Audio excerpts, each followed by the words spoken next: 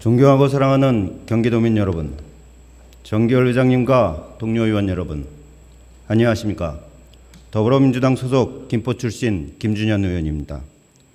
저는 오늘 서울 지하철 5호선의 김포 연장을 촉구하고자 이 자리에 섰습니다. 서울시는 지난 2월 지하철 5호선의 방화 차량 기지 이전 사전 타당성 분석 용역을 발주했습니다.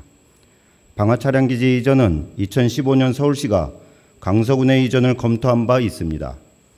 당시 서울시는 6,752억 원의 비용이 드는 걸로 예측돼 이전 중단을 결정했습니다. 그럼에도 지역 민원과 의회 요구가 잇따르자 서울시는 지하철 5호선 연장을 전제로 한 기지 이전 사전 타당성 용역을 공고했습니다. 동료 의원 여러분, 서울시는 이 같은 계획을 추진함에 있어 먼저 이전 대상 지자체의 의향을 물어야 합니다. 그리고 이전에 따른 지원 방안과 계획 등을 함께 모색해야 합니다. 이전 부지로 최소 20만 제곱미터가 필요하고 부지 인근은 개발 제한 구역으로 묶여 해당 주민들로부터 반발이 예상되기 때문입니다. 경기도민 여러분, 서울시의 사전 타당성 용역에는 이전 위치로 김포와 고양을 명시하고 있습니다. 아울러 두 지역을 대상으로 한 수요 예측과 정거장을 포함해 연장 노선의 대안을 찾아보고 차량기지 이전 후보지를 제시할 예정입니다. 그 결과 사업 타당성이 있는 걸로 나오면 국토교통부의 지하철 5호선 연장을 건의할 계획으로 알려졌습니다. 존경하는 동료 의원 여러분, 문재인 대통령은 수도권 광역대중교통난 해결을 공약한 바 있습니다. 이를 위해 도시철도 연장 및 수도권 광역급행 철도망 계획을 발표했습니다. 따라서 서울시가 추진 중인 지하철 5호선 연장은 문재인 정부의 수도권 교통망 계획과 맞물려 추진돼야 합니다. 그리고 2021년 제4차 광역철도망 계획에 반영되어야 합니다. 이 경우 건설비의 70%를 국가가 부담하게 됩니다.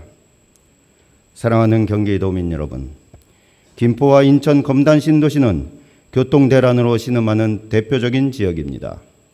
현재 김포는 신도시 개발로 인구가 급격히 늘어나 서울 출퇴근에 1시간 이상 걸립니다. 앞으로 2020년까지 약 60만 인구를 목표로 도시가 설계되고 있습니다. 또한 인천 검단 신도시는 2023년까지 18만 3천 명 입주를 목표로 추진 중입니다. 이 같은 계획대로라면 2023년까지 김포 인천 서구 일대 인구는 100만을 바라보게 됩니다. 장기적인 교통대책 마련이 절실합니다.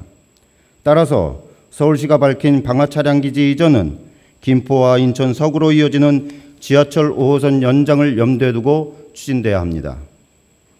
서울시도 지난 2015년 실시한 5호선 방화 차량기지 이전 연구에서 경기도 김포시에 있는 신설 차량기지의 연장 노선을 설치하는 방안이 있다고 제시한 바 있습니다.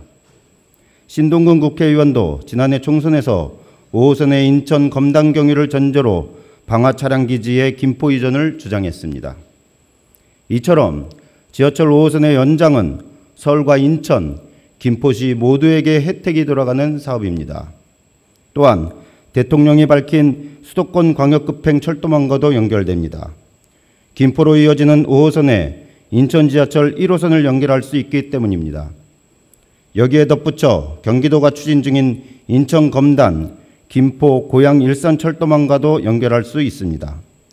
이 같은 교통망이 확정된다면 그동안 낙후 지역으로 여겨온 김포와 인천 서구 일대가 서부 수도권의 새로운 신도시로 떠오르게 됩니다.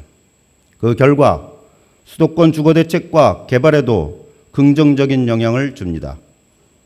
존경하는 동료 의원 여러분, 지하철 5호선의 김포 연장은 남북교류와 공동 번영에도 기여합니다. 장기적으로 강화까지 뻗어나갈 수 있기 때문입니다. 이 경우 경기도가 지난 2014년 중앙정부에 공식 건의한 개성 김포 간 도로와 함께 남북 교통망 구축에도 큰 역할을 하게 됩니다. 또한 인천시가 강화 교동 일대에 추진하고 있는 강화 교동 평화산업단지와 맞물려 경기 서부 지역 개발과 경제에도 큰 영향을 끼치게 됩니다. 이처럼 5호선의 김포 연장은 남북교류에 좋은 영향을 줘 한강하구 일대의 평화적 이용과 교류를 가능케 할 수 있습니다. 국가적으로 지하철 5호선의 김포 현장이 필수인 이유입니다. 끝까지 경청해 주셔서 감사합니다.